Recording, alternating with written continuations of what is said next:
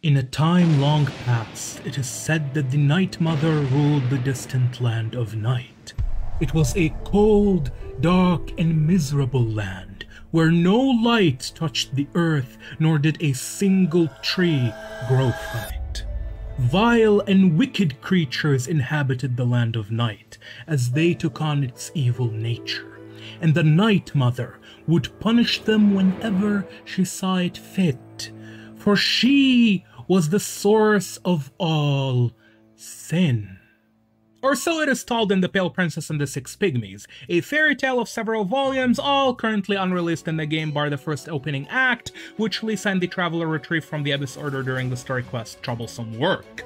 Lisa herself wonders why the Abyss Order would waste their time conducting petty crimes such as library theft for the sake of a fictional tale. The Abyss Mage who stole the book, Emery, mentions something quite peculiar. He says that the book contains a secret valuable enough for them to invest time in obtaining. Now, this is not the first time where the Abyss Order go out of their way to obtain a book which they deem to further their cause, because during the world quest From Dusk to Dawn, the Abyss Lector Angel also attempts to get his hands on a book series. A very important book series. In fact, a book series that contains the biggest lore dump in all of Genshin Impact, Before Sun and Moon, which Angel claims reveals the secret of Celestia. And you know what? What if I told you that just like Before Sun and Moon, which describes what transpired following the arrival of the Primordial One, the secrets within the Pale Princess and the Six Pygmies hold the key to understanding the truth behind what is currently going on the island in the sky, and who its members are. Intrigued? Then let me take you back to the Traveler's very first encounter with the so-called Divine. Outlanders, your journey ends here. Who are you? The sustainer of heavenly principles. Pause. This woman. This is where it all begins. For every player in the game, regardless of who you are, regardless of which traveler you choose, whatever story paths you end up taking, this scene right here is always where your journey starts. Therefore, it would make sense that like every good story, the characters involved in the opening scene should be extremely important ones, either metaphorically or literally, or both. In fact, in this case, I think it's both.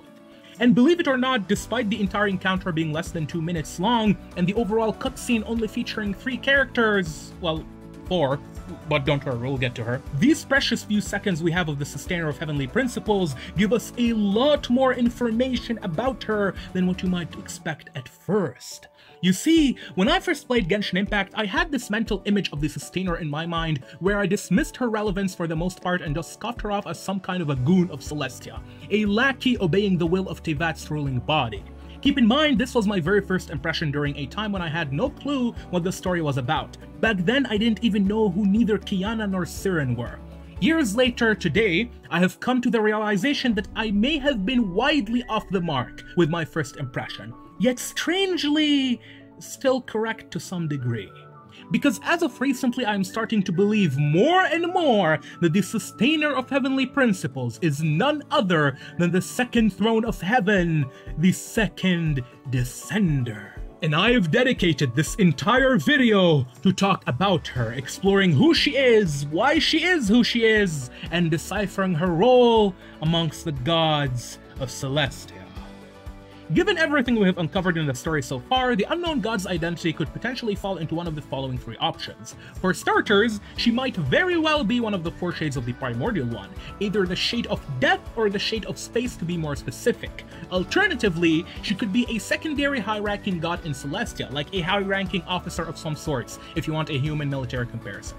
Nevertheless, the third option, and the one that I am interested in exploring in this video, pertains to her being none other than the Night Mother. Yes, the exact same Night Mother mentioned in The Pale Princess and the Six Pygmies, and yes, I am saying that the Night Mother is also the second Descender. Before I dive into the more speculative portion of this theory, let us start by systematically breaking down everything we know about the Sustainer, starting with her title, the Sustainer of Heavenly Principles, because that title alone has a lot of implications to discuss. The first time we hear about the Heavenly Principles in a meaningful capacity takes place during Nahida's confrontation with Zandiq at the end of Akasha Pulse's The Kalpa Flame Rises. In this pivotal moment, Boer, aiming to sway Zandiq towards more reasonable negotiation terms, issues a threat to destroy the Electro-Gnosis, the emblem of the usurper's dominion over the world, and awaken the Heavenly Principles in the process. Later, Boer goes on to share with the Traveler the information she obtained from Zandiq in exchange for the Gnosis, where she mentions that the Heavenly Principles is the first Descender. And according to Before Sun and Moon, the first Descender could be none other than the Primordial One. Okay, if the Heavenly Principles is the first Descender and the first Descender is the Primordial One, then it is only logical for the Sustainer of Heavenly Principles to be the one who upholds the laws of the Heavenly Principles. And before patch 4.2, this video would have ended exactly here, as beyond this point I would have absolutely nothing that is remotely possible to infer from such information. However, the Arconquest Masquerade of the Guilty has given us a tremendous amount of valuable insights into the secrets of Tevat. In Nouvelette's character story, it is written that the usurper king in the heavens above, who is almost certainly the Primordial One, was dealt a decisive wound during the Great War of Vengeance, ruining their faculties and stripping the king of the ability to subjugate the world with absolute authority. Now, to the untrained mind, this Great War of Vengeance should sound oddly familiar to the war brought about by the arrival of the second Descender, the same war mentioned by Nabu Malikata to Amun and by the Scribe of Istaroth in Before Sun and Moon. I mean, it was a war of cataclysmic proportions where it is directly stated that the heavens collapsed and the earth was rent asunder. Thus, it makes sense for the Great War of Vengeance mentioned in Nouvelette's character story to be the same war between the Heavenly Principles and the Second Descender, right? Except that is absolutely wrong, because the Second Descender did not come to take vengeance. She came for a completely different reason. You see, immediately after mentioning the Great War of Vengeance, Nouvelette's character story goes on to elaborate that the Gnosis were created through the collaborative efforts of both the first and second Descenders, who carved them out of the third Descender. But if the second Descender came and brought a devastating war with her, then why the hell would she end up working side by side with the Primordial One? This is completely counterintuitive. Until it's not. Tag along. You will see. Here, I want you to notice something. Whenever the last two Descenders are referenced in the story, they are always directly mentioned by their numbers, the third and fourth Descenders. Yet if we go back to Before Sun and Moon, do you see how the Scribe of Istaroth labels the second Descender? They call her the second throne of heaven. At first, this might appear like semantics or me misinterpreting what the developers are trying to convey by that description. Nevertheless, there happens to be in Genshin's lore a particular lady of esteemed origins depicted sitting on a royal throne. And for those of you who have seen my previous lore theories, I am pretty sure you know exactly what story I'm gonna talk about. The Gnostic chorus of the Battle Pass as told by Barbatos has been one of the most mysterious recurring cutscenes in Genshin. The story itself is heavily inspired by a Syriac poem called The Hymn of the Pearl, where the King of Kings sends his second heir to retrieve a precious pearl from a serpent in Egypt. But on his journey, the boy is seduced by the Egyptians and forgets his noble origins and mission. Now, if you are someone who has seen my previous videos, then chances are you have heard me discuss this story before, especially in these two recent theories where I explore in detail the extremely high likelihood of Dainsleif being the mortal remains of the third Descender. And don't worry, this is not just a shameless plug, I am mentioning them for a reason. In those two videos, I spent a great deal of time discussing the many parallels between the Hymn of the Pearl and the Gnostic Chorus, and the story of the third Descender in Genshin. At this point, I am certain that the Gnostic Chorus tells the tale of the first, second, and third Descenders. With that being said, after taking another look at the Hymen of the Pearl, I think that I made a small mistake in my previous videos. The protagonist of the Hymen of the Pearl happens to be the second heir of the King of Kings, and has an older brother who is mentioned a few times in the poem as the king's second in command. Up until now, although I knew that the first crowned heir was the second Descender all along, I tried to avoid her as much as possible in my discussions, as I was not sure of her identity in Genshin. Thus, I foolishly presumed that Genshin's counterpart to the second heir in the Hymen of the Pearl was the third Descender.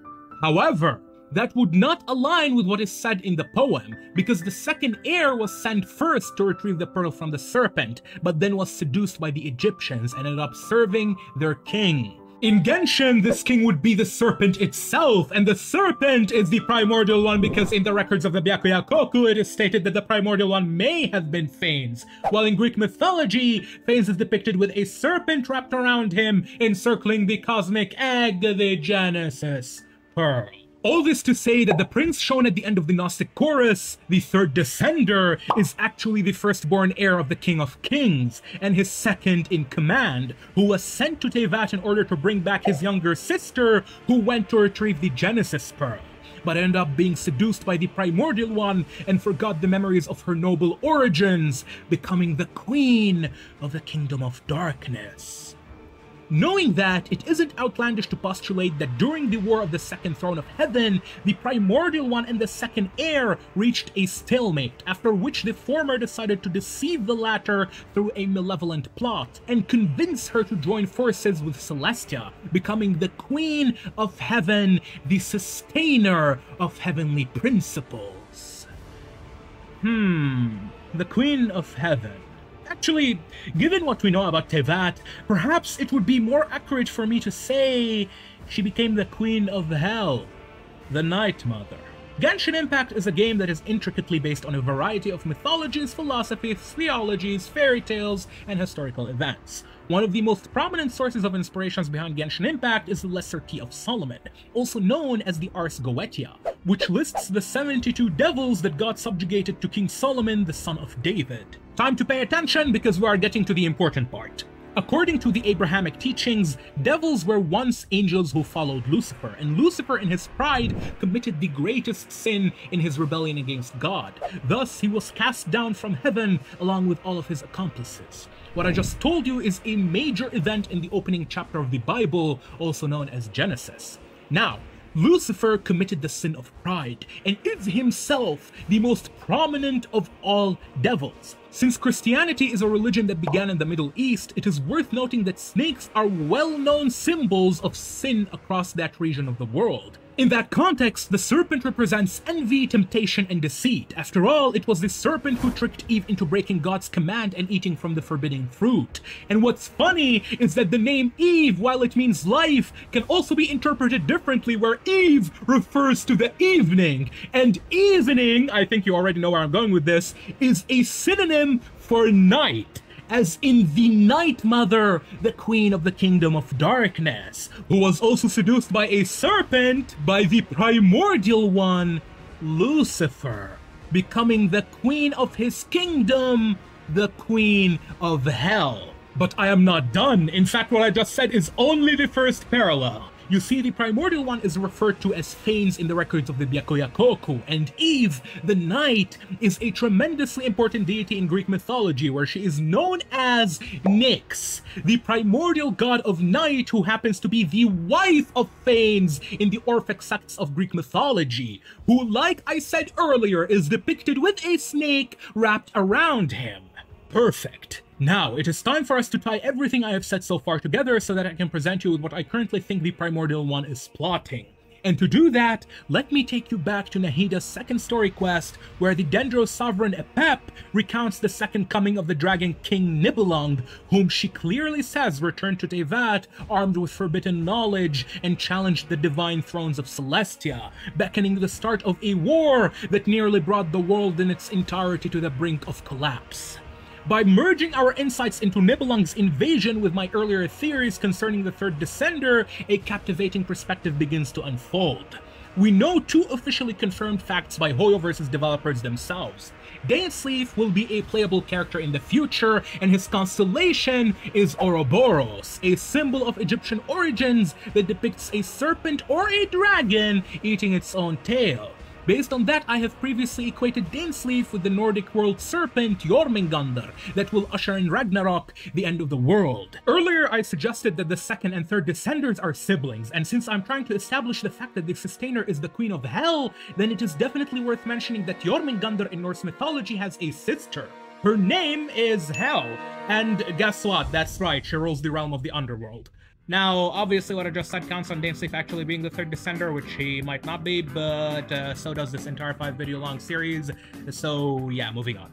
If you talk to Zurvan, the first party, following the end of the world quest Varena of Good and Evil, she will recount to you the first few hours following the Conrian Cataclysm, when she saw a masked blonde swordsman coming out of the Tunigi Hollow while clutching a ring to his chest. As most of you already know, Genshin Impact is heavily inspired by a series of 4 operas written by the German composer Wilhelm Richard Wagner, collectively known as the Ring of Nibelung. And hopefully my mention of the 4 operas reminds you of the 4 root cycles of the Narzissinkreuz Ordo, which I deem to be the 4 samsaras of the Descenders. Moreover, I have previously gone over the many parallels that Dainsleif has with the god Vishnu, one of the 3 supreme divinities in Hinduism, who in his avatar Narayana sleeps on the serpent king Shesha, and awakens during the end of all things to prepare for the next cycle of creation. What is crazy is that the 4th and final opera in the Ring of Nibelung is called the Twilight of the Gods, which is extremely suspicious when you take into consideration the fact that Dainsleif is known as the Twilight Sword. With all of that in mind, I can say with a reasonable degree of confidence that the ring Dainsleif was clutching to his chest is the Ring of Nibelung, and by my current assessment, Dain got this ring from the High King Nibelung himself. This brings us to a very interesting hypothesis for as to what took place during the Great Calamity.